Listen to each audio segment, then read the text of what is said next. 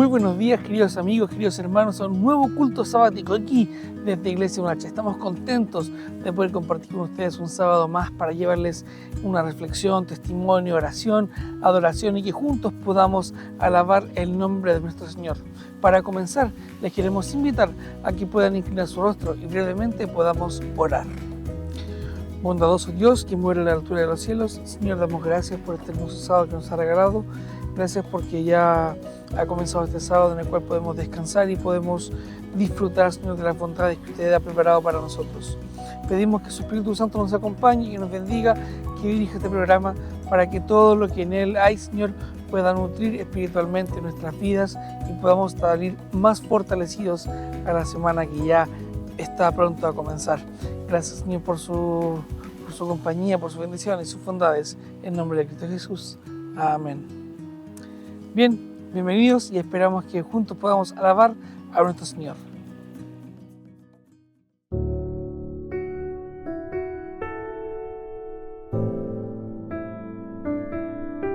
Un saludo especial para ti que nos estás acompañando. Quisiera en este momento dedicar unos pocos minutos para estudiar juntos una creencia fundamental de la Biblia que tiene que ver con Dios el Padre. Primero, esta forma de expresar a Dios se encuentra registrada en la Biblia. Hay algunos lugares por allí que nosotros vamos a encontrar que a Dios se le menciona como Dios Padre. Hay varios textos que van a presentar a este Dios Padre y muchos otros que mencionarán a Dios nuestro Padre. Hay un texto especial que está allí en Gálatas 1:1 que dice: Pablo, apóstol, no de hombres ni por hombre, sino por Jesucristo y por Dios el Padre que lo resucitó de los muertos.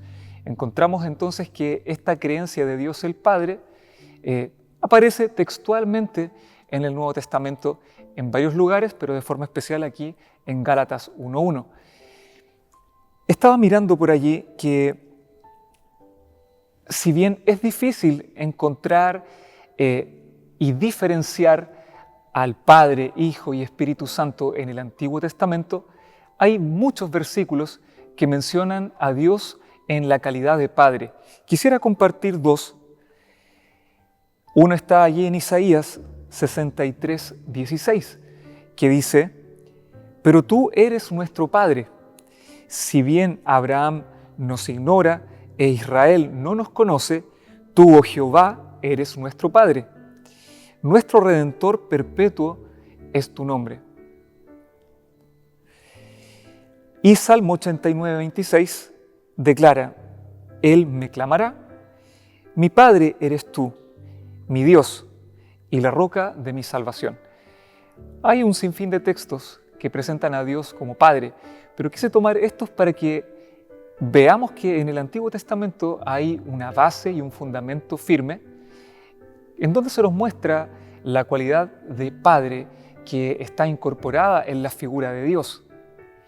Si es que nos vamos al Nuevo Testamento, tenemos allí un sinfín de momentos en donde Jesús va a comunicarse con Dios refiriéndose a Él como Padre y va a enseñarle a sus discípulos que la forma correcta de relacionarnos con Dios es verlo a través de esta figura de Padre. Aquí ya en el Nuevo Testamento nos vamos a encontrar con un desarrollo más completo, eso mismo que estamos viendo en el Antiguo Testamento, pero ahora muy ampliado, y quisiera aquí tomar algunas ideas para mostrar que en el Nuevo Testamento allí vemos también a Dios como Padre.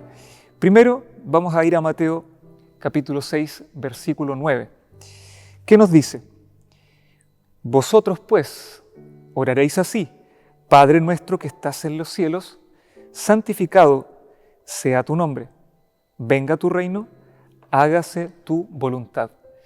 En la oración modelo, Jesús le enseña a sus discípulos que nuestras oraciones tienen que estar dirigidas a este Dios Padre. Podemos ir, acercarnos a Él y abrir el corazón y presentar, primero que todo, una prioridad.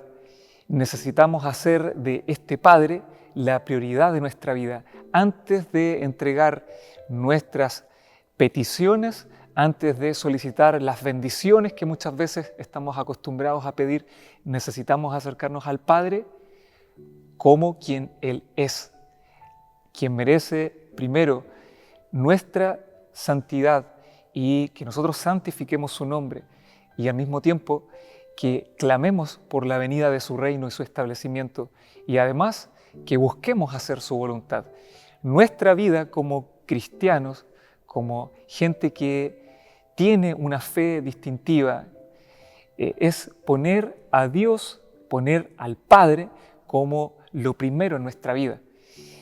El segundo texto está allí en Juan 14:9, que dice: Jesús les dijo: «Tanto tiempo hace que estoy con vosotros, ¿y no me has conocido, Felipe? El que me ha visto a mí, ha visto al Padre. ¿Cómo pues dices tú, muéstranos el Padre?» El versículo 10 agrega: ¿no crees que yo soy en el Padre y el Padre en mí? Las palabras que yo os hablo, no las hablo por mi propia cuenta, sino que el Padre que mora en mí, Él hace las obras. Un concepto importante que tiene que ver con este Dios, que es al mismo tiempo Padre y que se presenta ante nosotros como alguien cercano, amoroso, especial, tiene que ver con la persona de Jesús. Jesús vino a mostrarnos quién es el Padre, vino a revelar el carácter de Dios, vino a hacernos una exposición de quién es este Padre. Si tú y yo tenemos el deseo de acercarnos a este Padre y conocerlo mejor, necesitamos sí o sí fijarnos en la persona de Jesús. Hay una invitación para ambos, para nuestras familias, a acercarnos a Cristo y ver en Él el reflejo de quién es Dios. Un tercer y último texto está allí en 1 Juan capítulo 3, versículos 1 y 2, que nos dicen: «Mirad cuál amor nos ha dado el Padre para que seamos llamados hijos de Dios. Por esto el mundo no nos conoce, porque no le conoció a Él. Amados, ahora somos hijos de Dios, y aún no se ha manifestado lo que hemos de ser, pero sabemos que cuando Él se manifieste seremos semejantes a Él, porque le veremos tal como Él es». En este texto el apóstol Juan presenta dos grandes ideas. Primero, somos hijos de un Padre que es Dios. Dios nos ha amado tanto que Él se atreve y Él nos ofrece esta bendición de ser llamados hijos. Y por otro lado, estamos esperando el retorno de Jesús. En ese momento, todo el plan del Padre va a cobrar un sentido especial. Por lo tanto, si hacemos un breve resumen, tenemos un Dios que es Padre. Él te ofrece a ti y me ofrece a mí la oportunidad de ser llamado hijo. Él nos adopta en su familia, Él nos invita a ser parte de la familia. Y por lo tanto podemos recurrir a este Padre y debemos recurrir a este Padre todos los días de nuestra vida. Él es un Dios misericordioso, un Padre amante, un Dios Padre cercano, y por lo tanto abramos nuestro corazón, acerquémonos a Él y recibamos las bendiciones que Él tiene preparadas para nuestra vida. Que el Señor te acompañe en este día, que pueda bendecir también a tu familia.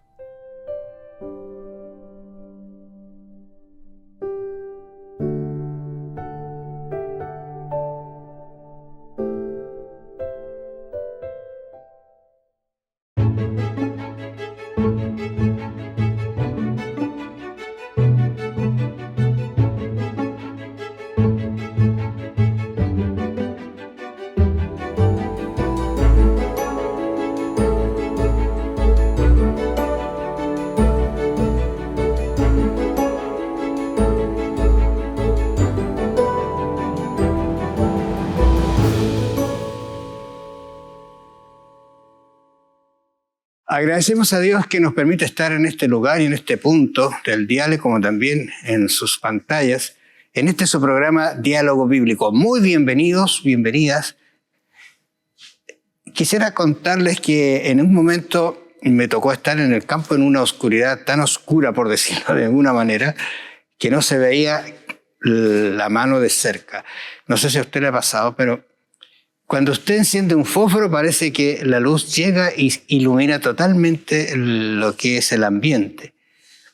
Hubo un tiempo en la historia de la iglesia en que hubo una oscuridad completa, pero la palabra de Dios, la Biblia, brilló en esa oscuridad. De esas cositas vamos a conversar ahora, basada especialmente en el capítulo 19 del libro del Conflicto de los Siglos. Así que bienvenido, pastor, ¿cómo está?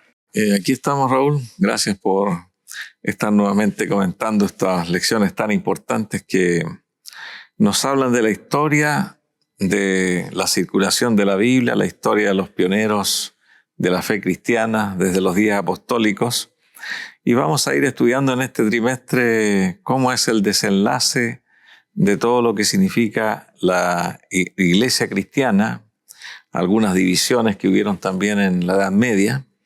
Es un tema muy interesante porque son preguntas que tal vez en estas lecciones usted va a tener la respuesta de cómo llegó la Biblia hasta nosotros, cómo llegó la fe, cómo se fue desarrollando la iglesia, y son temas que muestran la batalla entre el bien y el mal. Así es que esperamos que el Señor nos dé sabiduría para poder captar todos estos temas. Interesante que Jesús, mientras estuvo en la tierra, advirtió de algunas de estas cosas, de algunos de estos hechos que iban a ocurrir. Y cuando uno los mira en la historia y mira su palabra, se da cuenta que Él fue cariñoso, amoroso, amable de advertirnos, porque Él dice en Juan 12:15, Él dice puntualmente, entonces Jesús le dijo, aún por un tiempo, fíjate que dice, por un poco tiempo, la luz estará entre ustedes. Y anden ahora en esa luz mientras puedan. ¿No es cierto? Claro. Eso significaba que ya estaba advirtiendo Jesús que iban a venir momentos difíciles como los que se avecinan también en el último tiempo, en el que estamos nosotros entrando y estamos viviendo. Pero fue bastante complejo la situación que vivieron los cristianos en esa época. Claro, efectivamente, no hubo problemas con la luz que era Cristo en el primer siglo, prácticamente, aunque Jesucristo advirtió que entrarían en la iglesia falsos maestros, falsos profetas. Lo mismo dijeron los apóstoles. Y allí en el primer siglo de la iglesia cristiana ya se nota una batalla por las cartas de Pedro, las cartas de Juan, de Pablo, donde ellos advierten de que la doctrina cristiana estaba siendo adulterada y Jesús estaba saliendo de la preeminencia, del escenario donde debía estar la luz. Así es que vinieron una época de tinieblas que ya estaban anunciadas, pero el Señor nunca descuidó a los fieles, a los que eran apegados a la verdad, como Jesús dijo, tu palabra es verdad, santifícalos en la verdad. Y finalmente los falsos maestros empezaron a apoderarse de la iglesia. Eso lo vamos a ir viendo nosotros en el transcurso de los comentarios. Ahora es interesante porque los comentadores de esa época hablan de cómo quisieron acomodar la verdad con la mentira, eso que llaman sincretismo, ¿no es cierto? Las doctrinas que entraran o encajaran, y eso hizo que la confusión, ¿no es cierto?, las falsas doctrinas entraran dentro de la iglesia. Pero Jesús, hablando en Juan 14:6, dice, yo soy. Es una expresión muy linda, de muchas que repite Juan en todo su libro, hablando del yo soy, el perfecto, el dueño del universo, el creador, ese yo soy, ¿no es cierto? Pero también habla él, y Juan lo expresa de esa manera, que hay alguien que es un padre de mentira, que es el diablo. Entonces el gran conflicto lo vemos en esta situación de esta iglesia primitiva que están haciendo. Por un lado, la verdad de Jesús, y por otro lado, estas otras verdades que como que se acomodan a la verdad y no lo son la verdad. Ahora, Fíjate que la expresión que aparece allí en San Juan 8:14 es una expresión que habla de calumniar, hablar mal. O sea, se buscaron todas las estrategias, ¿no es cierto?, para que la verdad no brillara. Claro. Bueno, efectivamente entraron lobos rapaces, como dice también la Escritura más adelante, y Jesucristo sabía que el padre de la mentira, que habla mentira de suyo, decía aquí San Juan 8:44, iba a tratar de involucrarse y meterse en la iglesia para tergiversar la doctrina. Y por eso Juan decía, el anticristo ya está, aunque no se nota en el presente, pero está en acción. Ya Dios sabía que su iglesia pura y santa y con una verdad plena, guiada por Jesucristo, los apóstoles, iba a ser distorsionada y que tendrían grandes luchas para poder defender la verdad y también mantener el propósito de la iglesia. Fíjate que interesante porque ahí en Proverbios, versículo 23, capítulo 23, versículo 23 dice, compra la verdad y no la venda. Sí. O sea, habla de que la sabiduría va hacia la inteligencia. Y también Juan 17, que es tan conocido, dice, santifícalos en tu verdad, tu palabra es verdad. Claro. Entonces, no es que nosotros vamos a buscarle el acomodo para interpretar la Biblia, sino que la Biblia tiene su propia interpretación. Claro, en los tiempos de Cristo, ningún apóstol había escrito ningún evangelio y las cartas de Pablo empezaron a circular ya hacia el año 50 de la era cristiana y los evangelios se escribieron después, hacia el año 60, 70. E incluso el de Juan se escribió cerca del año 90 de la era cristiana. El Apocalipsis justamente, ¿no es cierto? Con el Apocalipsis. Entonces, la palabra de verdad que circulaba era palabra hablada, oída. No habían cartas que circularon en los primeros 20 años después de la muerte de Cristo. Y los apóstoles eran la palabra, porque lo que ellos hablaban, la verdad de lo que habían visto y oído, era lo que circulaba. La gente escuchaba a los apóstoles y repetía lo mismo que ellos decían. Se aprendían las historias de Jesús, se aprendían los milagros, se aprendían lo del Antiguo Testamento. Aunque muchos leían el Antiguo Testamento porque habían rollos, y en los tiempos de Jesús la palabra de Dios eran las escrituras del Antiguo Testamento. Cuando él dijo escudriñad las escrituras, estaba hablando del Antiguo Testamento, no del Nuevo. El Nuevo no existía todavía. Así que la palabra hablada era lo que había que cuidar y la verdad. Y eso fue lo que trajo el conflicto con los falsos maestros. Que los maestros traían nuevas interpretaciones, nuevos criterios y trataban de involucrar sus propias ideas, pero no lo ortodoxo que predicaron los apóstoles. Es por eso que uno se extraña también porque Jesús podría haberle dicho a los apóstoles, escriban inmediatamente todo lo que han visto. Pero Jesús nunca dijo eso. Y hay una razón. Porque el Espíritu Santo que Jesús dejó en la tierra como el legado, os recordará todo lo que os he dicho y todo lo que he hecho.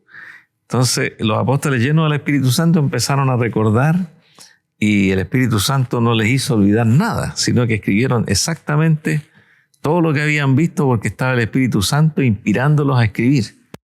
Interesante es que esa verdad, ¿no es cierto?, que llegó a ellos, es la verdad que los santificó y lo hizo libre. Claro. Ese es un proceso que se siente cuando uno se acerca a Jesús y escucha y ve en la palabra a Él que le está hablando.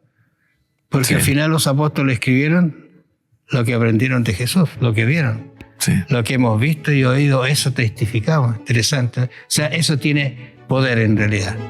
Efectivamente.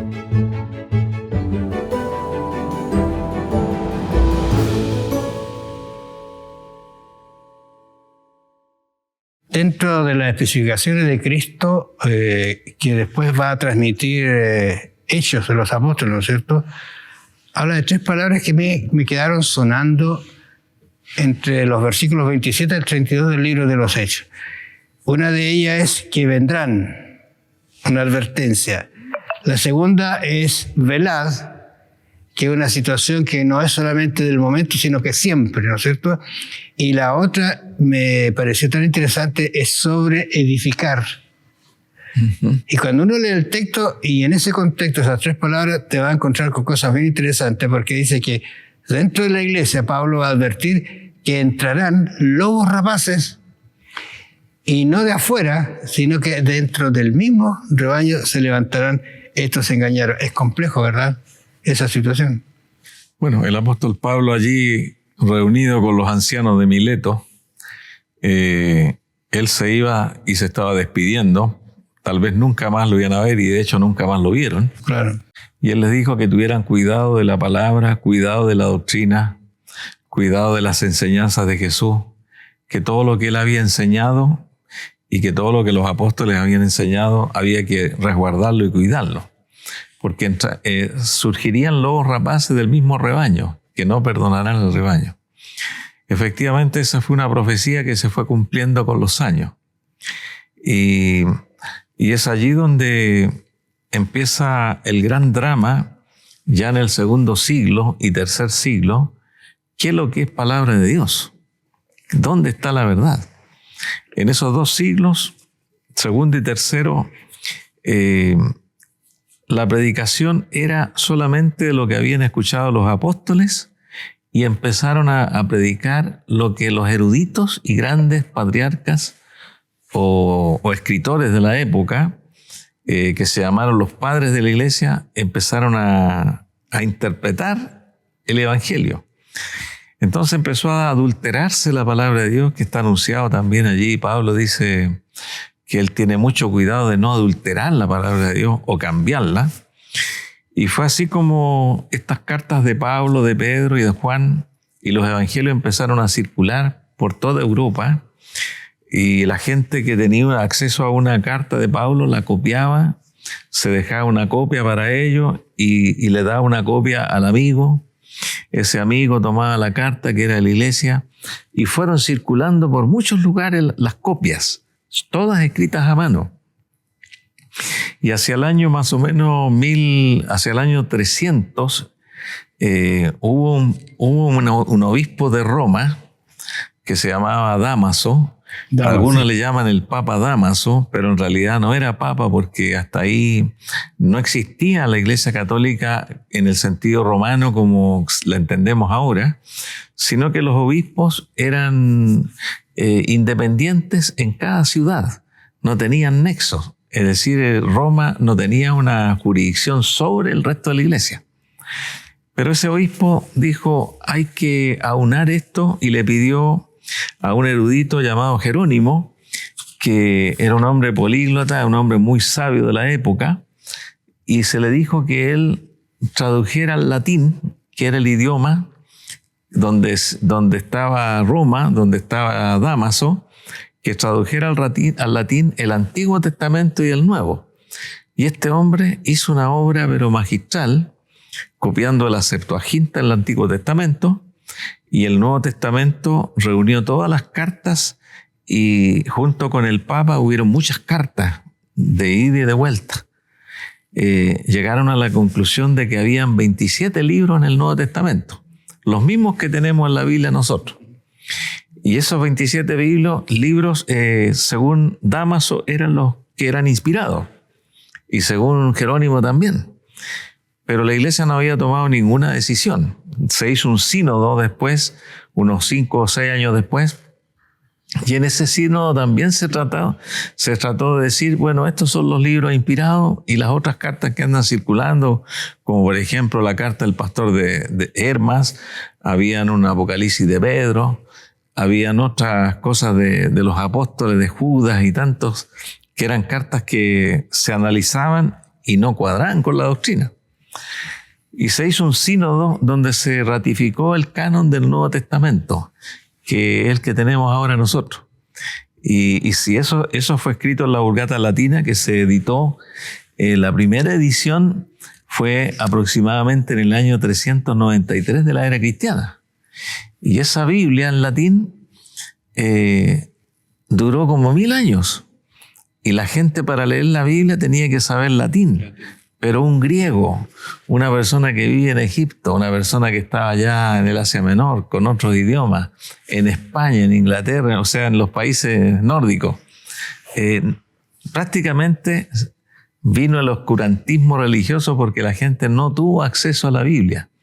La Vulgata Latina se confiscó solamente para los centros teológicos, los centros de formación de algunos predicadores, pero la gente ya no tenía la Biblia así como la tenemos nosotros. ¿Cómo entonces circuló la Biblia? La gente siguió escribiendo las cartas de Pablo y copiando por fuera. Y ahí se va formando un grupo, que lo vamos a ver en la siguiente lección, un grupo que empezó a rescatar nuevamente las cartas de Pablo, de Pedro, los evangelios, y a regirse exactamente por el contenido de esas cartas. Porque, como tú decías, los lobos rapaces empezaron a intervenir en la doctrina y la Vulgata Latina, aunque era una buena Biblia, no se aprovechó. Mira, estaba pensando porque lo que tú dices es tan cierto, porque hoy día también se puede producir eso, y de hecho en la vida cotidiana de hoy uno ve cómo han habido intervenciones para cambiar los escritos y acomodarlos a las tendencias, a los gustos o a la malformación de la persona, voy a decir así, en realidad. He escuchado varias cosas que están así haciéndose para que la Biblia aparezca, ¿no es cierto?, de una manera que se acomode al ser humano. Fíjate que Pablo, hablando a los de Tesalonicenses, habla de un misterio. O sea, algo oculto. Él les dice aquí, porque ya está en acción el misterio de la iniquidad. Ahora, ese misterio, ¿no es cierto?, son dos palabras que no las voy a echar a colación, pero uno es el misterio, ¿no es cierto?, que es oculto, y el otro es el desprecio o la ilegalidad. O sea, eso empezó a aparecer en esta iglesia, y yo pienso que debe haber sido muy fuerte, porque no tenían, incluso nosotros ahora tenemos tanta posibilidad de tener la Biblia así escrita, los estudios, tenemos también la internet para llegar a la Biblia, pero hay que tener cuidado con las versiones que están también dentro de eso, porque es complicado. Pero fíjate que en la ilegalidad ellos empezaron a hablar mal de Dios, de Cristo y del Espíritu Santo. Mira, fue una cuestión que Pablo les advierte. Entonces se manifestará que el inicuo al que el Señor matará con el espíritu de su boca y destruirá con el resplandor de su venida. O sea, él está hablando que en algún momento eso se va a terminar. Pero tú mencionaste un periodo de oscuridad, ¿no es cierto? Un periodo donde la palabra de Dios realmente no hubo mella, no se pudo entrar. Un periodo que la Biblia lo dice como 1260 días o años, según la interpretación. Por esto Dios dice que envió un poder engañoso y aquí uno de improviso piensa, ¿qué será esto? Dice, para que crean a la mentira, a fin de que sean condenados los que no creyeron la verdad, sino que se complacieron en la injusticia. Claro, bueno, estamos viendo nosotros cómo fue el desenlace de la verdad y de la palabra de Dios. Las personas en esos años no tenían acceso a aprender a leer y escribir. Entonces, si los predicadores ya eran falsos maestros, ellos oían y pensaban que eran de Dios, y de esa manera se comenzó a intronizar en la iglesia aquel inicuo que Pablo dice, cuyo advenimiento es por obra de Satanás. Él lo declara de esta manera. O sea, claro, Satanás se introdujo en la iglesia a través de falsas doctrinas. Y también hubo una batalla por la jerarquía, porque hasta el año 500 estuvo esa tensión. ¿Quién es el representante de la iglesia cristiana? ¿Quién es el jefe de toda la cristiandad? Y no lo había. A veces se producía en Efeso ahí un concilio, ahí había uno que llamaba concilio. a veces en Asia Menor, otros en África. Y hubo también una división de la iglesia de Occidente con la iglesia de Oriente. La iglesia de Occidente estaba representada por las iglesias que estaban desde la península itálica hacia el occidente, y en el Asia Menor, en Turquía actualmente, y hacia el oriente, Palestina y África, estaban consideradas las iglesias del oriente. Y ahí nace y surge la rama de la iglesia ortodoxa, que nunca se unió con la iglesia romana. Entonces, allí vemos nosotros que esta jerarquía fue aprovechada por la iglesia romana porque tuvo más ascendencia por su ubicación para controlar, digamos, la mayoría de las iglesias y de los obispos de la época.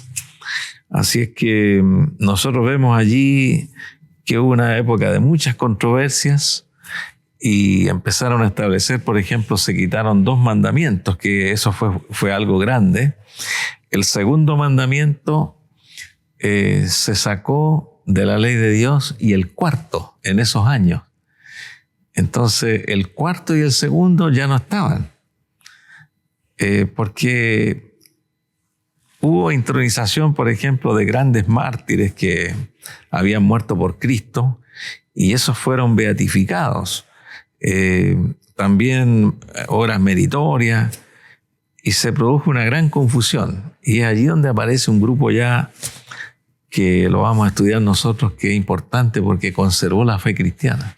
Lo interesante es que, como dice Juan, santifícalo en tu verdad, tu palabra es verdad. O sea, eso es lo que es la salvaguardia, ¿no es cierto?, que podamos tener nosotros ahora, no alejarnos, sino mantener la palabra de Dios como base de nuestro estudio, de nuestra defensa, de nuestra conducta, y no de elementos foráneos, ¿no es cierto?, que vengan a obstaculizar la verdad. Así es.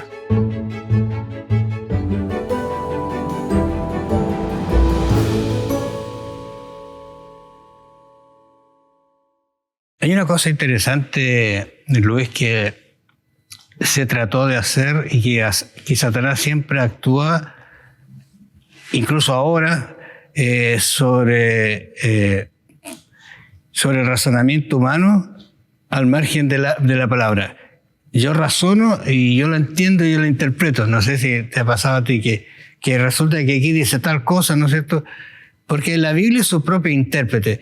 Y lo otro que es complicado también es el cómo se ha querido, y en la época en que estamos hablando también, se hizo intervenir, voy a decir así esta palabra, la mente de los seres humanos, llevándolo a equívocos en relación a la doctrina pura que los apóstoles venían predicando. Por ejemplo, aquí tenemos, ¿no es cierto?, en Proverbios 16:25, es un texto que yo creo que lo conocemos, Proverbios 16:25, que dice: hay caminos que parece derecho al hombre, pero su fin, ¿no es cierto?, es camino de muerte. Sí. ¿Dónde está el entendimiento para no entrar en ese camino? Ahora, le parece bueno. Entonces, sí, fíjate que para los pareceres no sirven aquí, sino yo tengo que buscar una base que me diga efectivamente este es el camino y anda por él. Y ahí es donde entra la palabra de Dios, ¿no es cierto?, salvaguardándonos, claro, para no errar en ese camino. Porque no porque yo crea una mentira, ¿no es cierto?, eso va a transformarse en verdad. Bueno, eso se produjo, como decíamos anteriormente, en los siglos II, III y IV de la era cristiana, que aparecieron grandes luminarias, hombres muy inteligentes, incluso sabios, que leían las escrituras del Antiguo Testamento, también las del Nuevo, las cartas circulantes, y ellos se atrevieron a escribir y a interpretar la Biblia como a ellos les parecía correcto. De allí aparecieron muchas herejías que llevaron a la iglesia a realizar grandes concilios para poder definir qué era la verdad respecto a las herejías de estos hombres que tenían muchos seguidores. Allí aparece lo que significa la teología tradicional, que se aleja de la teología pura de la Biblia. Aparecen los dogmas. Esta es una verdad que no puede ser probada, pero nosotros la ratificamos de que así se interpreta y esto es lo que hay que creer. Y como la gente no leía, como la gente era muy ignorante en aquellos años, la verdad estuvo confinada tal vez a los círculos teológicos, y allí es donde muchos la adulteraron, la palabra de Dios, y llegó el momento en que la iglesia empezó a desviarse del camino, porque pasaron a ser estos escritos de hombres que no eran inspirados por sobre las lecturas de las cartas de Pablo, de Pedro, y sobre el canon del Nuevo Testamento y del Antiguo Testamento. Prácticamente en las predicaciones posteriores no se hablaba mucho de la Biblia, sino que se hablaba de lo que estos grandes hombres habían descubierto de la Biblia, y pasaron a reemplazar la palabra pura, la palabra santificada, como decía Jesús, y la gente tenía que escucharlo y creer lo que ellos decían porque no tenían acceso al ocultamiento que había de la verdadera palabra de Dios. Fíjate que Pablo en realidad fue inspirado por Dios porque habló tantas cosas interesantes.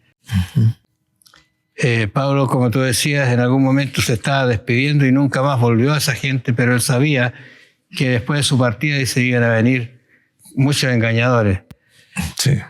Pero si nuestro evangelio está aún encubierto, dice él aquí en 2 Corintios 4:3, entre los que se pierden está encubierto. Sí. Esa es una advertencia porque rápidamente leyendo el texto dice, bueno, ¿y para quién está encubierto? Para los que se pierden, los que no quieren, los que no aceptan, los que no van ni estudian, no hacen nada de eso. Claro. En los cuales el Dios de este siglo cegó el entendimiento de los incrédulos para que no resplandezca la luz del Evangelio de la gloria de Cristo, el cual es la imagen de Dios. No es que ellos fueron expuestos a ser cegados, sino que voluntariamente se cegaron, se encerraron, dejaron de atender las palabras de Dios y no las aceptaron, ¿no es cierto? Pero él dice, porque no nos predicamos, dice, a nosotros mismos, sino a Jesucristo como Señor y a nosotros como nuestros siervos por amor de Jesús. El enfoque. La Biblia nos lleva a Jesús, nos lleva a Cristo. Ese es el conducto para ir predicando, ¿no es cierto? Porque Dios que mandó que de las tinieblas resplandeciese la luz es el que resplandeció en vuestros corazones para iluminación del conocimiento de la gloria de Dios y la faz de Jesucristo. Fíjate, si uno mira que la primera parte es de oscuridad, voy a decir así, y la otra cómo resplandece, pero basado en Jesús, en Jesucristo, y el énfasis que Pablo le da allí.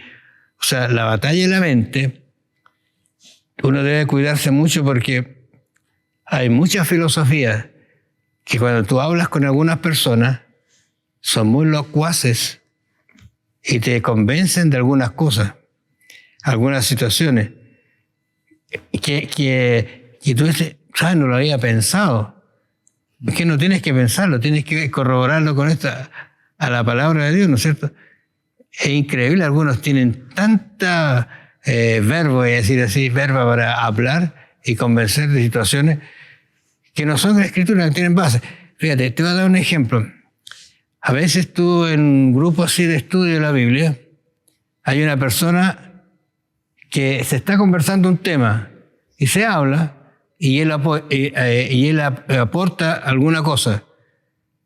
Pero yo sé que él no ha estudiado eso, ni ha estudiado la Biblia. ¿Qué es lo que aporta? Lo que él cree que es y lo que él cree que así debe interpretarse. Y te desvían de la verdad. A mí me pasaba mucho en algunos grupos en que la persona, yo sé que no estudió, voy a decir el tema que estamos hablando, pero se expone sobre eso.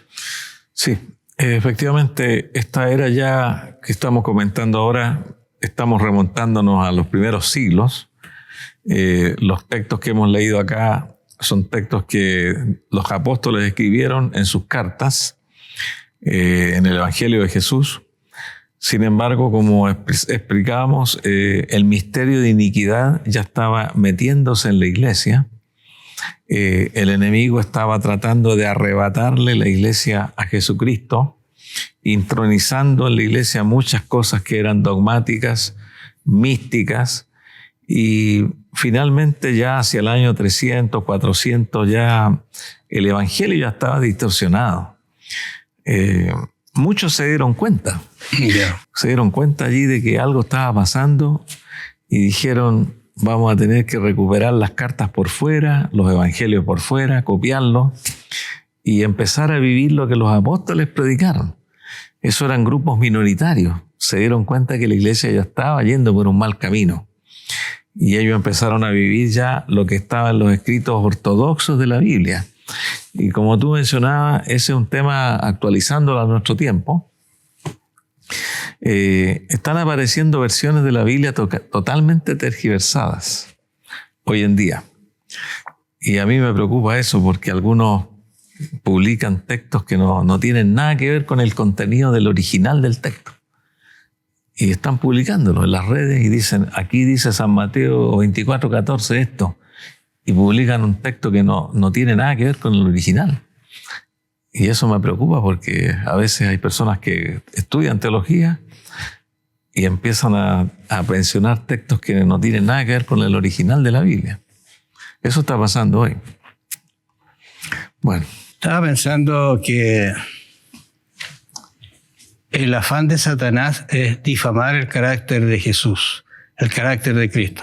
Comenzó esa lucha en el cielo, se ha trasladado a la tierra y nosotros vamos a estar justamente en esa guerra de lo cual estamos estudiando entre el bien y el mal. El gran conflicto se va a dar. ¿De qué parte estará usted? ¿Estará basado su criterio, su dogma, su visión de la palabra de Dios o de lo que dice personas que a lo mejor hablan muy lindo, pero no tienen una base bíblica? Piénsenlo, que el Señor los bendiga. Nos vamos a encontrar la próxima semana.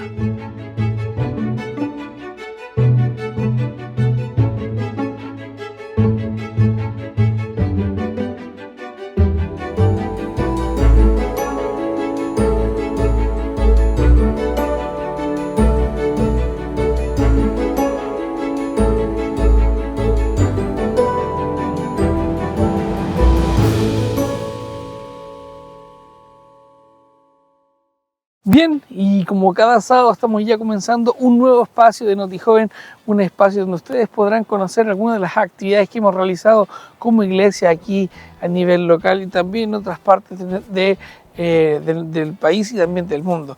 Y para comenzar el día de hoy tenemos una noticia muy importante para todo el servicio voluntario adventista de nuestra iglesia. Así es que, sin más, comencemos.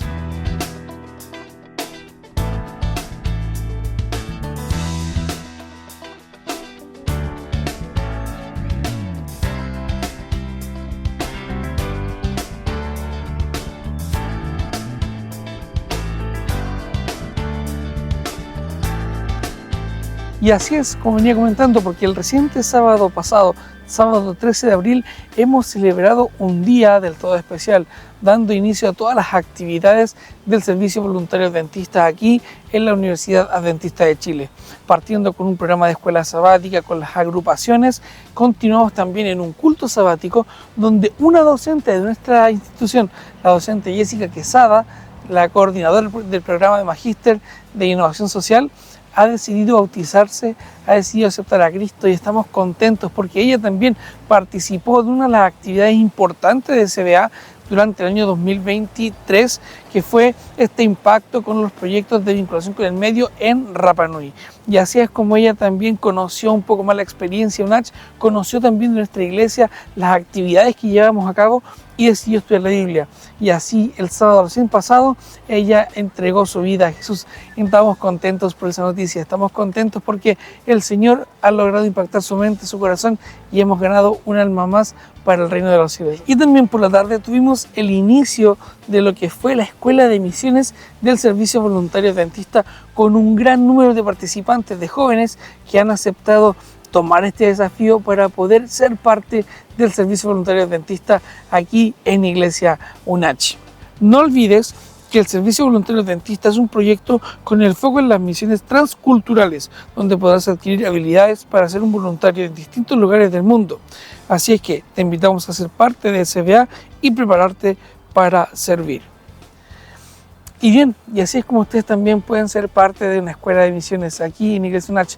Te invitamos a conocer también las redes sociales de la Pastoral Universitaria, SBA UNACH y también Iglesia UNACH, donde estamos subiendo también información respecto a esta escuela de misiones al Servicio Voluntario Adventista, si te gustaría participar. Y recuerda que también puedes ser parte de nuestra adoración a través de tus diezmos, pactos y ofrendas, a través de los datos que están apareciendo a continuación en pantalla, para que juntos podamos también colaborar con el avance de la obra en nuestra iglesia. Y finalmente te invitamos a participar de un nuevo culto joven, hoy 18:30 horas, donde Dani Bernal, junto con su esposa Macarena San Juan y un invitado especial, Pedrito, estará con nosotros aquí en Iglesia UNACH para hablar un tema titulado Dios te hizo especial.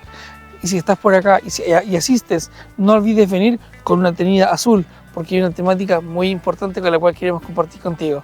Así que sin más preámbulos, te invitamos a participar hoy 18:30 horas aquí en Iglesia UNACH. Ven y participa, te esperamos.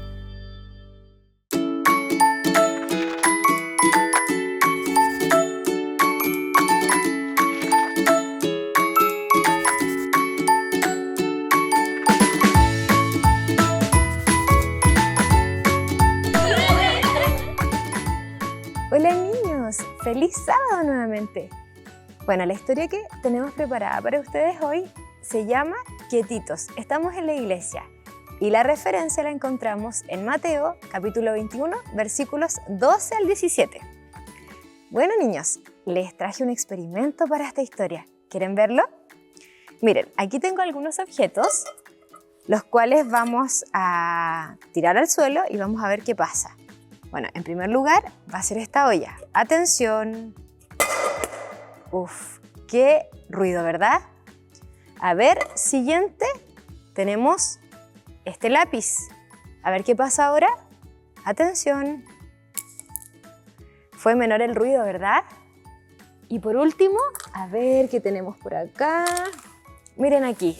¿Alcanzan a verlo, niños? Es una aguja. A ver qué tal suena. Tuvimos que hacer silencio para poder escuchar. Apenas lo pudimos notar.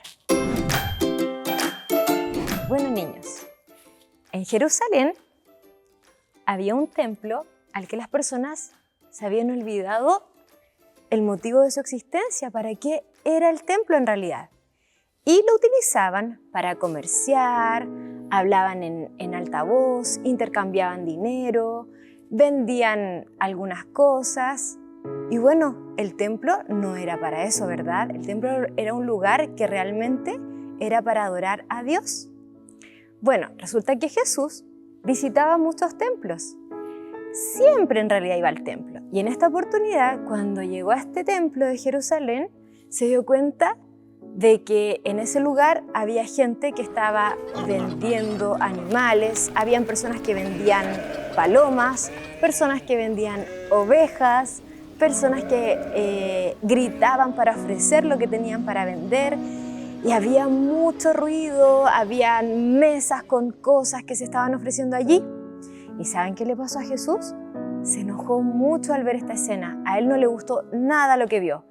Así que se enojó, comenzó a voltear las cosas que habían allí, dio vuelta a las mesas, volteó también las sillas, y quería que la gente entendiera que ese lugar no era para eso.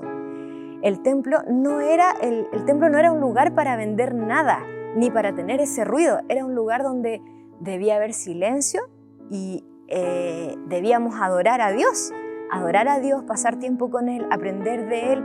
Así que les enseñó a esa gente que en realidad Él estaba ahí para curar a las personas, ayudar al prójimo, para sanar a los lisiados y para que los niños que estaban allí adoraran el nombre de Dios. Qué hermoso, ¿verdad?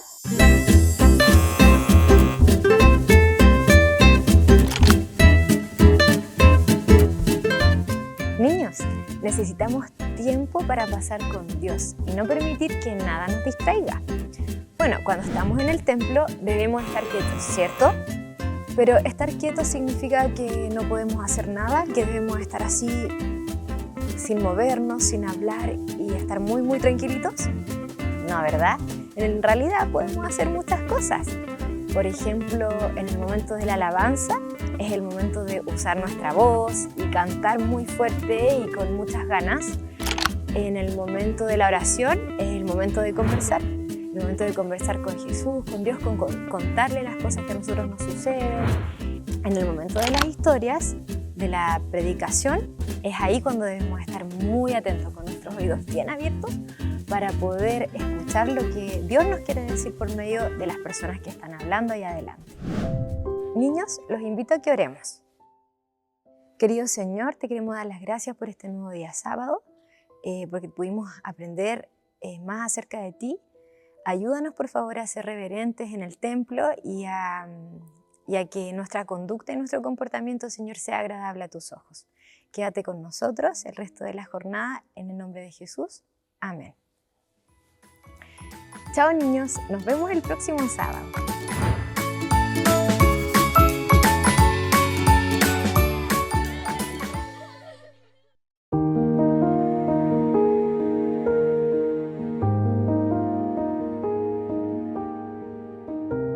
Muy bien, mis queridos hermanos.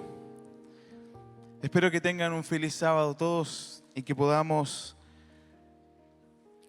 escuchar la voz de Dios a través de la palabra en esta mañana. Quiero que puedan ir a sus Biblias, por favor, ahí al libro de Romanos. Si tiene su Biblia, vamos al libro de Romanos, el capítulo 12. El capítulo 12.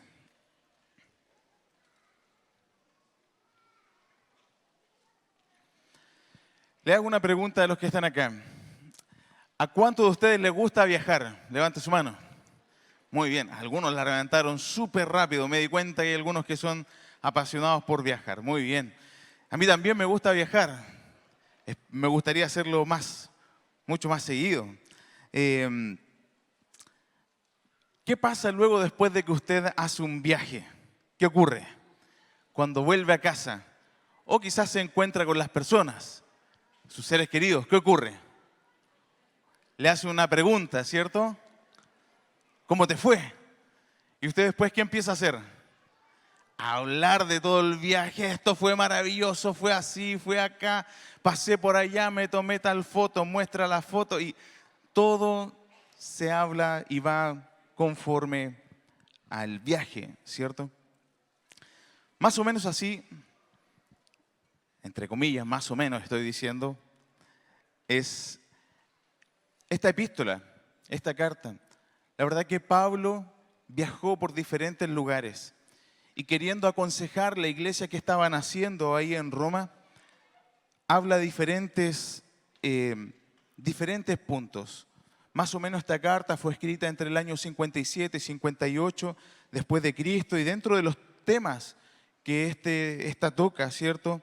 Es, por ejemplo, Pablo, ¿cierto? Como cumpliendo su misión como apóstol, él se toma el tiempo para explicar las leyes, explicar la ley a la luz del Antiguo Testamento, la función que ésta ocupa.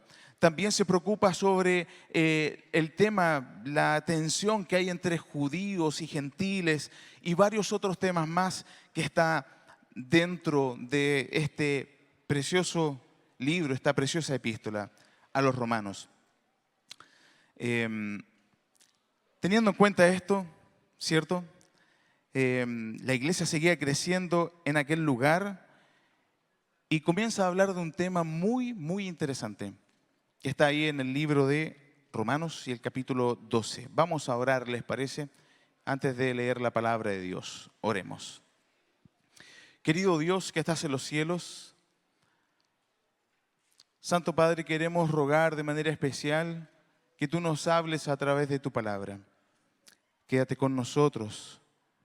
Que tu Espíritu Santo, Señor, se mueva en este lugar, que podamos comprender a la luz de tu palabra lo que debemos hacer.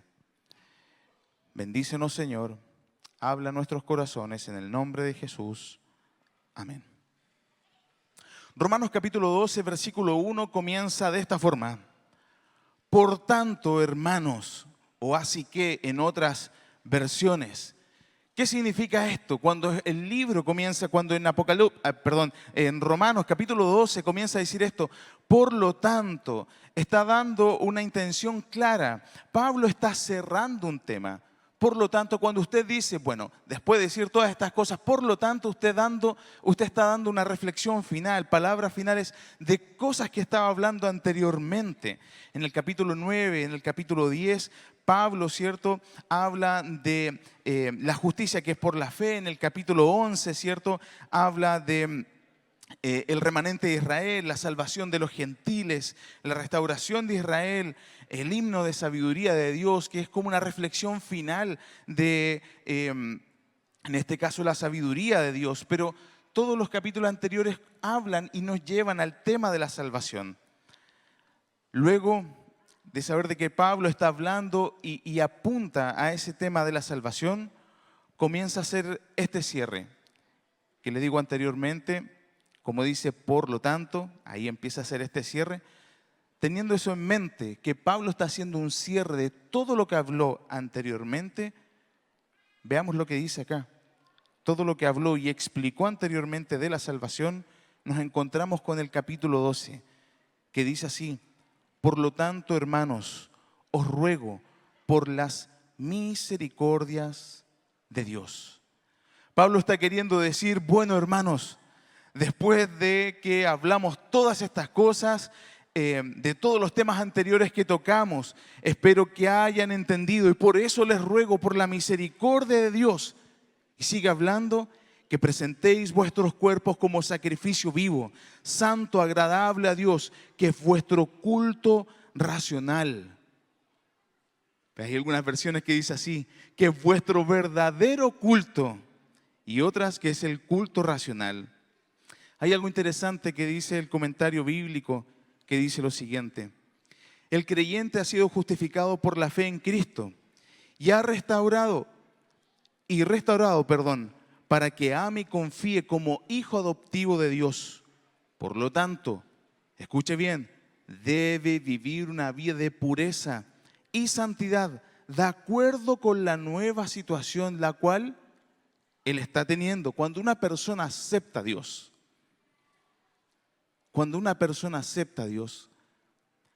uno espera ver algo.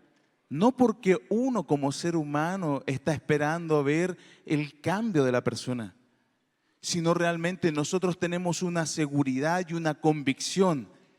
Y si creen esto, quiero que digan un fuerte amén. ¿Ustedes creen, queridos hermanos, que cuando alguien se acerca a Dios, Dios lo comienza a transformar? ¿Cree esto usted?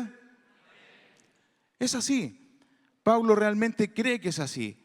Por eso Pablo aclara que la doctrina de la justificación por la fe y la salvación por la gracia no fomentan ni permiten la impiedad, ni tampoco un negligente menosprecio de los mandamientos de Dios.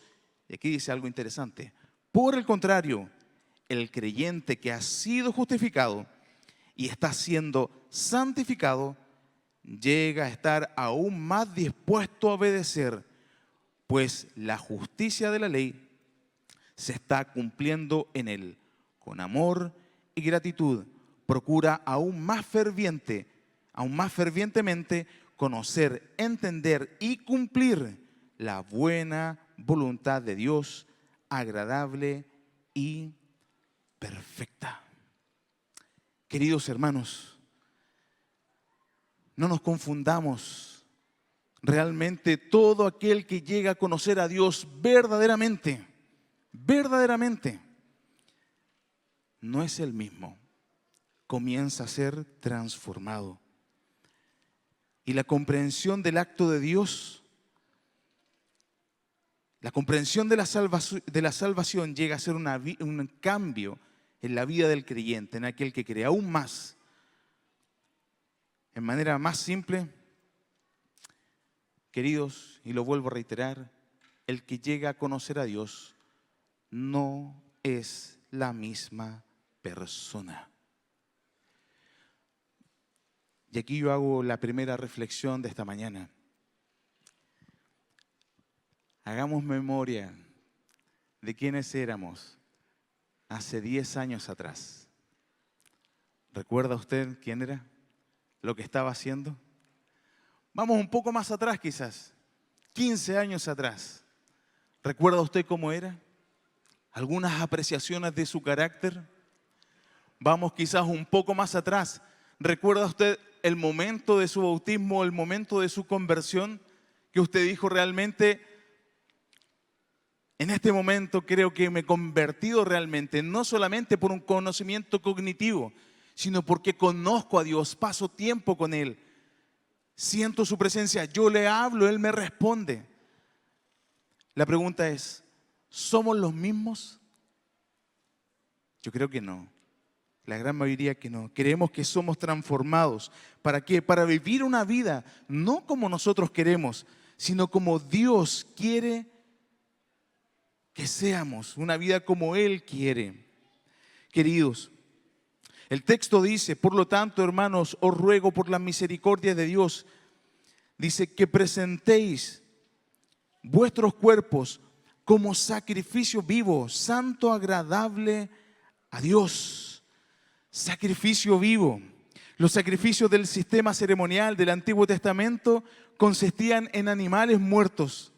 El sacrificio cristiano consiste de una persona viva, de una persona consciente, de una persona que entrega todas sus facultades a Dios para que Dios haga el cambio en su vida. El adorador cristiano se presenta vivo con todas sus energías y sus facultades consagradas al servicio de Dios. ¿Sabes que cuando nosotros comprendemos esto, cuando comprendemos el don de la salvación, que no podemos hacer nada aún más para salvarnos, pero por gratitud a ese sacrificio tremendo que Dios hizo por nosotros, yo por gratitud vivo una vida diferente. Pienso y vivo y en el día a día mi vida es distinta. ¿Por qué? Porque he recibido un regalo que en toda mi vida ni todos los seres humanos de este mundo podrá pagar. Por lo tanto, como hijo de Dios, como heredero de la promesa, como heredero de la salvación, al conocer, no solamente, le vuelvo a reiterar esto, cognitivamente, no solamente conocer la información de que podemos ser salvos, sino que realmente hoy, si te consideras salvo en el nombre del Señor, tu vida es una vida de servicio, es una vida de entrega, es una vida diferente, porque realmente Dios ha hecho ese cambio y tú has comprendido que tu sacrificio hacia Dios o tu esfuerzo no es realmente llegar y presentar cosas delante de Dios, sino realmente es disponer tu vida, disponer tu corazón al ser transformado por lo que dice Dios. Amén. Versículo 2. No os conforméis a este mundo. No os conforméis a este mundo. El pastor Rodrigo Peña la semana pasada predicó de algo muy importante y habló de un cielo nuevo, de una tierra nueva. Habló de esas promesas, pastor Rodrigo, la cual nosotros todos esperamos. ¿Qué esperamos? Apocalipsis 21. Vamos ahí, por favor. Queremos recordar esa promesa. Todos los días debiéramos recordar esa promesa. ¿Por qué no? Todos los sábados, siempre para allá vamos. Dice el Señor, Apocalipsis capítulo 21, versículo 1 en adelante. Voy a leer. Usted conoce estos textos, pero si lo quiere buscar, esto dice así, Apocalipsis 21, versículo 1 en adelante. Entonces vi un cielo nuevo y una tierra nueva, porque el primer cielo y la primera tierra habían pasado y el mar no existía más. Y yo, Juan, vi la santa ciudad, la nueva Jerusalén, descender del cielo de parte de Dios, ataviada como una esposa, hermoseada para su esposo. Y oí una gran voz del cielo que decía: el tabernáculo de Dios está ahora con los hombres. Él morará con ellos, ellos serán su pueblo, y Dios mismo estará con ellos como su Dios.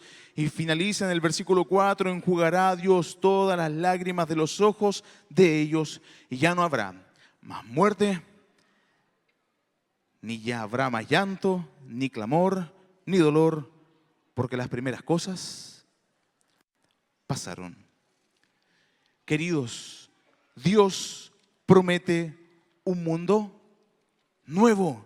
Dios promete un mundo nuevo. Dios promete un mundo mejor. Las palabras que están escritas ahí en el libro de Apocalipsis nos dice algo. Hay algo mucho mejor en este mundo, que este mundo que nosotros conocemos. Por eso que Pablo en el libro de Romanos, y volvemos a Romanos capítulo 12, dice así: no os conforméis a este mundo. ¿Y por qué? Porque hay algo mejor que este mundo que llegamos a conocer, queridos hermanos, queridos jóvenes. No hay que amoldarse a este mundo. Si podríamos utilizar una palabra un poco más clara para dejar el concepto bien sólido en esta mañana, sería así: no tengo por qué parecerme a la gente del mundo. No tengo por qué parecerme ni ser como aquel que no cree en Dios. Soy llamado a ser diferente. Soy llamado a vivir una vida distinta. Fui llamado y acepté ese llamado para no amoldarme al molde de este mundo, a las normativas de este mundo, sino a ser una persona distinta. Dios quiere y hace ese llamado especial. Queridos, yo les pregunto algo. ¿A cuánto les gustaría vivir 300 años? A ver, ¿puedo ver sus manos o no? Hay algunos que les gustaría, algunos no tanto, parece que... Creo saber por qué no quieren vivir mucho. Pero ¿saben qué? O sea, no que no quieran vivir mucho, perdón, no, sino que no quieran vivir tantos años. Le cambio la pregunta. ¿Cuántos de los que están acá les gustaría vivir 300 años, pero en un mundo mejor, que no tenga muerte, que no haya enfermedad? Imagínense, no enfermarse jamás, donde no hayan alergias, donde no tenga que ir a la clínica corriendo porque le pasó algo. Levanten la mano, todos los que les gustaría vivir una... ya, ahí cambió la cosa. Ahí sí, me asusté. Todos, queridos, queremos un mundo mejor y Dios lo promete. Hay un mundo mejor, un lugar donde no tendremos más dolor, ni muerte, ni enfermedad. Hay un lugar mejor. Por eso Dios dice: no nos conformemos, no nos amoldemos a este mundo. Significa, querido hermano de iglesia, querido joven universitario, querido adolescente, niño, significa levantar la cabeza, dejar de mirar todo lo que nos rodea y levantar la cabeza, ver que hay algo mejor. Existe un mundo mejor. Solo el mundo que Dios nos puede dar. Y todos los que no se amoldan a este mundo, queridos hermanos, esa promesa es para aquellos. Porque vivir en este mundo 300 años, como está, no vale la pena. No vale la pena. Pero sí, vale la pena vivir en un mundo mejor. Amén. Sigamos leyendo. Dice: no os conforméis a este mundo, sino transformaos por medio de la renovación de vuestro entendimiento, para que comprobéis cuál es la buena voluntad de Dios. ¿Sabes qué dice aquí? No conforméis a este mundo, sino que transformaos. En el griego es metamorfo. Significa en este caso metamorfosis. Esta palabra también es utilizada en otros lugares de la Biblia. Por ejemplo, cuando Cristo fue transfigurado, Él se transformó.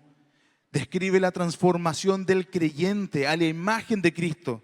Pablo está diciendo, escuche bien, que el cristiano no debe copiar las costumbres externas de este mundo, sino ser plenamente transformado en la naturaleza íntima. La santificación incluye una separación externa del creyente de todas las costumbres profanas del mundo y una transformación interior. En otros pasajes del Nuevo Testamento, este cambio se describe como un nuevo nacimiento, una nueva creación. ¿Sabes qué? La transformación requiere un acto consciente. la consagración, la santificación requiere de un acto consciente de nuestra vida. Yo le hago una pregunta.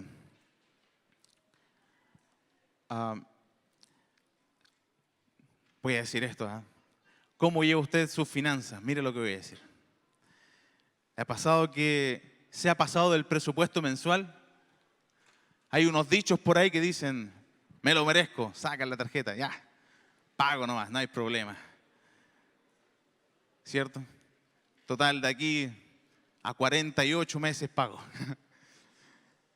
¿Sabe qué? Creo que no es algo saludable vivir así, ¿no? Pero hay algo interesante. ¿Cómo usted sabe cuánto gastó en el mes? Hay una sola forma, una operación simple, matemática, sumando lo que gastó. ¿Por qué le digo esto? La transformación requiere de un acto consciente. Si yo sumo y saco cuentas para ver con cuánto puedo vivir, queridos hermanos, tenemos que sacar cuentas delante del cielo de cuánto tiempo yo estoy pasando con Dios. ¿Por qué mi carácter no está siendo transformado? ¿Por qué mi vida no ha sido transformada? ¿Será que si saco las cuentas, qué cuentas tendré? Dios nos llama realmente a ser transformados. El acto de transformación mental requiere de una decisión de alejarse de las cosas de este mundo, queridos hermanos, queridos jóvenes.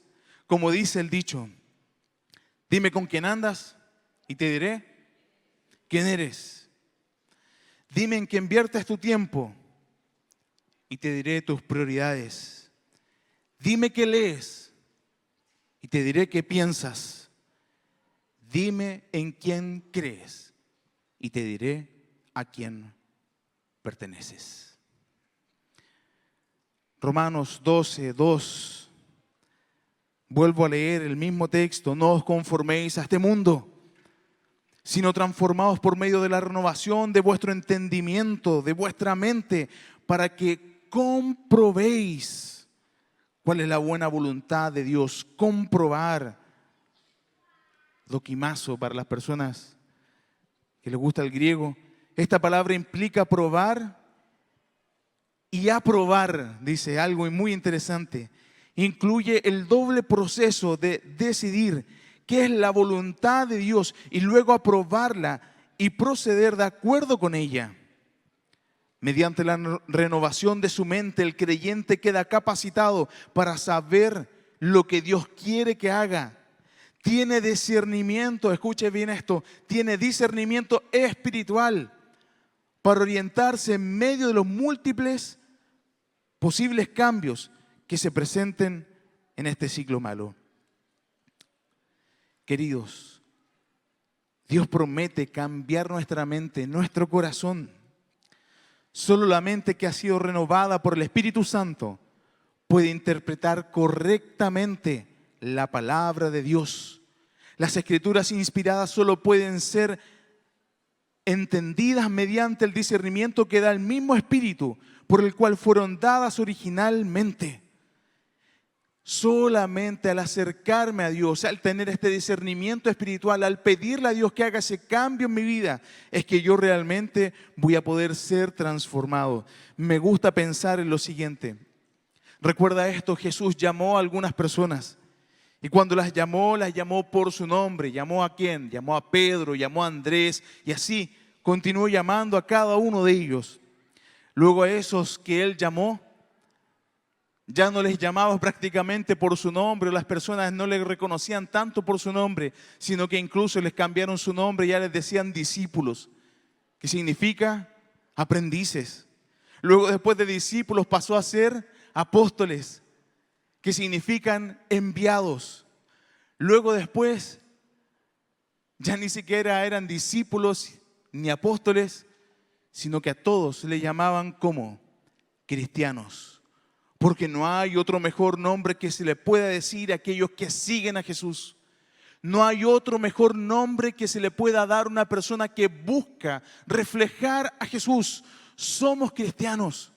Somos llamados a ser diferentes. Nosotros tenemos una identidad, somos adventistas del séptimo día, pero se nos llama a hacer ¿qué? A reflejar a Jesús. Somos llamados a ser distintos, queridos. Somos llamados a no ser moldeados ni modelados por este mundo. ¿Sabes qué? Las personas cuando interactúan con nosotros y no saben que somos cristianos, no buscan mucha cosa, la verdad, sino que te conocen, hablan y puedes hablar un gran tema y tener una buena conversación. Pero las personas a veces cuando buscan y saben que tú eres cristiano, ellos buscan algo especial. Ellos buscan algo diferente, quieren encontrar algo diferente en ti. Les digo algo, si somos modelados por este mundo, ¿qué diferente tenemos para ofrecerle al mundo? Si somos modelados por este mundo, ¿qué cosa diferente tenemos para ofrecerle al mundo? Nada. Porque somos amoldados ya por este mundo y le ofrecemos lo mismo que ellos tienen. Pero si somos amoldados no por este mundo, sino por la palabra de Dios, tenemos otra cosa que ofrecer. Tenemos otra cosa que conversar, tenemos otros temas, otras cosas. Somos modelados por otras situaciones, no por nuestra propia vida. ¿Sabes qué? Charles Spurgeon dijo una vez lo siguiente: la Biblia es la luz de la iglesia. Interesante. Porque el mundo no lee la Biblia, sino que la iglesia lee la Biblia. Por eso que la Biblia llega a ser la luz para la iglesia. Pero él sigue agregando: pero los cristianos son la luz para este mundo. Porque el mundo no lee la Biblia. El mundo lee a los cristianos. Queridos hermanos, nuestra vida amoldada de la forma que Dios espera va a generar un cambio profundo en este mundo. Porque nosotros somos aquellos a los cuales Dios quiere transformar. Tú, por favor, mira al de al lado. Dile esto: has sido escogido por Dios. Dile: has sido escogido por Dios. Dile esto: Dios por medio de ti, dile, Dios por medio de ti quiere transformar este mundo. Díselo: Dios por medio de ti quiere transformar este mundo. Porque así es. Dios quiere transformar el mundo por medio de nosotros. ¿Sabes qué? Déjame ya ir finalizando con esta historia. Un día, una mujer de edad, una abuelita. ¿Cuántas abuelas tenemos aquí alrededor? Dios les bendiga.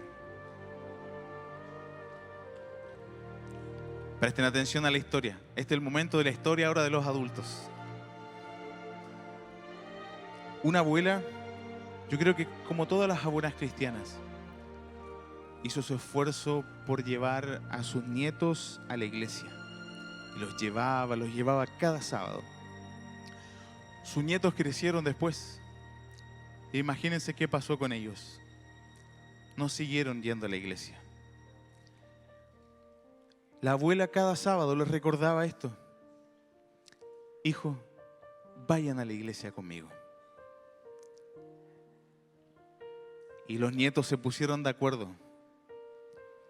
Y sabiendo que su abuela estaba perdiendo la memoria, le dijeron lo siguiente: abuela, cuando nos digas de qué se trató el sermón de la iglesia, nosotros vamos a ir contigo a la iglesia. Esa mujer se sintió mal. Esa mujer se sintió mal por dentro porque realmente hacía todo su esfuerzo, pero no recordaba lo que realmente había pasado ni podía responder esa pregunta a sus nietos. Un día la familia fue de picnic a un lugar cercano donde había un río, toda la familia, primos, tíos, ustedes saben esos encuentros familiares gigantes. Algunas familias tienen un montón de personas, u otros pueden ser amigos, pero fueron a ese lugar y llega el momento de hacer una fogata y había una canasta de mimbre con carbón. Ocuparon el carbón y queda esa bandeja ahí, esa canasta de mimbre llena de hollín. Esta mujer va y le dice a sus nietos: les pido un favor, tomen la canasta, vayan al río y me pueden traer agua en esa canasta. ¿Sabes que cuando ella dijo eso, el papá inmediatamente los miró a ellos con esa mirada de respeto y los miró y le hizo así: en silencio, vayan. Los nietos fueron. Una vez el mimbre quedó mojado, trajeron la cesta. Abuelita, no hay agua. Y les dice: pueden ir por segunda vez. El papá los mira. Fueron por segunda vez. Tomaron la bandeja, la canasta. Llega donde la abuela: hijitos, por última vez. Fueron, tomaron la canasta y toda la familia expectante, viendo realmente por qué les pidió eso.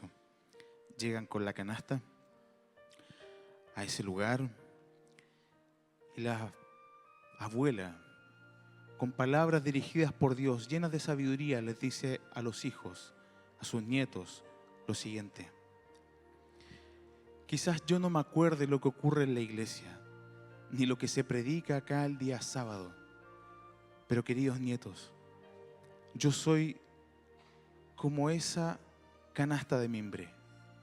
¿Cómo estaba antes de que la llevaran al río? Sucia, negra. Pero cada vez que yo voy a la iglesia, me voy sintiendo cada vez más limpio. Y aunque no entienda todo, nadie va a cambiar lo que yo siento dentro de mí, porque me siento transformada por lo que ocurre en ese lugar, por lo que hago en ese lugar, por lo que vivo con mis hermanos, por lo que entiendo que proviene de Dios, que es sanidad para mi corazón, para mi alma. Queridos jóvenes,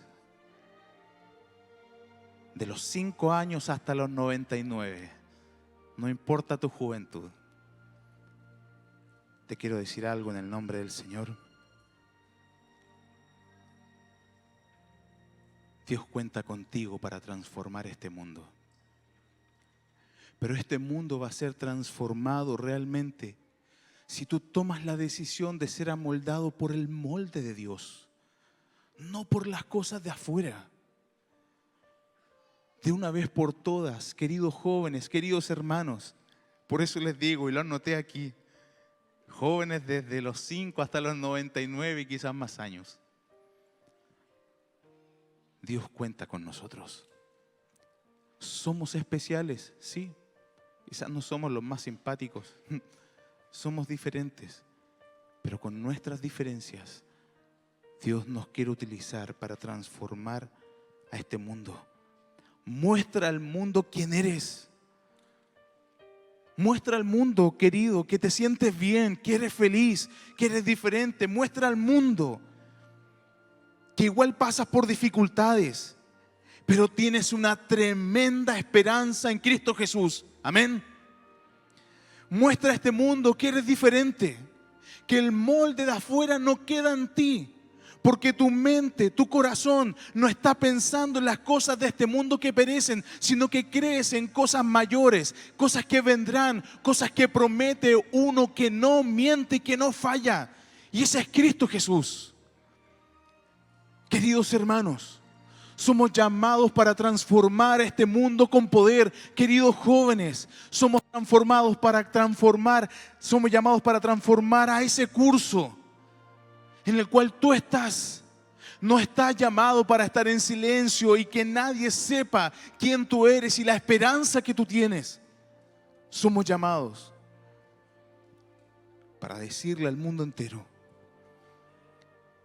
que hay esperanza a pesar de la situación de cómo este mundo se encuentra. Queridos, mi deseo en esta mañana es que tú puedas entender realmente el deseo de Dios para tu vida. ¿Qué quiere Dios contigo? Y que tú puedas reflexionar. ¿Quién el día de hoy soy? Y te quiero ayudar a la respuesta. No importa cómo eres, Dios está dispuesto a transformar tu vida. Ese es mi deseo y oración en esta mañana. Dios les bendiga. Bien, queridos amigos, ya hemos llegado lamentablemente al final de nuestro culto sabático. Esperamos que hayan podido disfrutar de un nuevo programa con más informaciones, ¿cierto? Con un nuevo tema, un nuevo testimonio que pueda fortalecer nuestras vidas, y esperamos que ustedes hayan podido también adorar junto con nosotros. Les invitamos a que puedan seguir en sintonía aquí en Iglesia UNACH. Compartan nuestro canal de redes sociales, también nuestro canal de YouTube como Iglesia UNACH, donde encontrarán también videos musicales, adoración infantil y mucho material más para acompañar este hermoso sábado. Que el Señor les bendiga grandemente y nos esperamos en un nuevo culto sabático.